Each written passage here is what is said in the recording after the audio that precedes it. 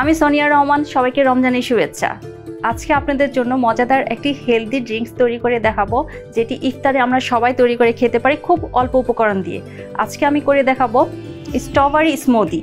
Strawberry smoothie তৈরি করতে কি কি উপকরণ লাগে চলুন দেখে নিই। আমাদের লাগছে বরফ কুচি, যেহেতু স্মুদি ঠান্ডা ঠান্ডা না হলে ভালো লাগে না, এর জন্য আমি নিয়েছি বরফ কুচি। আর লাগছে চিনি পরিমাণ মতো, কেউ চাইলে মধু ব্যবহার করতে পারেন। আর সাজাবার জন্য আইসক্রিম, ভ্যানিলা আইসক্রিম বা কেউ স্ট্রবেরি আইসক্রিম নিতে পারে। সাথে লাগছে টক দই, আর স্ট্রবেরি তো লাগবে যেহেতু স্ট্রবেরি স্মুদি। আর লাগছে তরল দুধ। এবার আমি চলুন তৈরি করে দেখাই।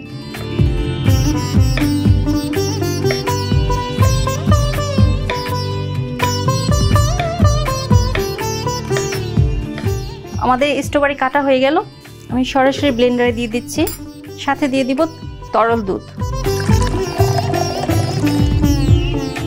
আমি চিনি দিচ্ছি 2 চা চামচ,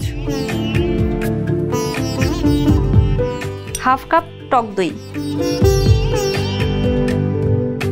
সামান্য বরফ কুচি। যেহেতু স্মুদি, ব্যানানা ছাড়া কিন্তু হবেই না। আমি কলাটা আগে কেটে রাখিনি, যেহেতু কালো হয়ে যাবে। ফ্রুট সব সময় কেটে সাথে সাথে ব্যবহার করাটাই আমার মনে হয় ভালো, নাহলে কালার নষ্ট হয়ে যায় এবং পুষ্টিগুণটা নষ্ট হয়ে যায়।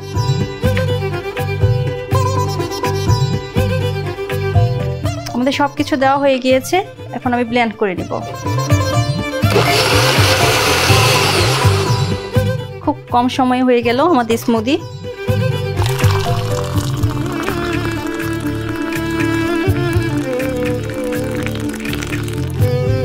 এখন আমি ডেকোরেশনের জন্য স্ট্রবেরি আইসক্রিম দিয়ে দিব।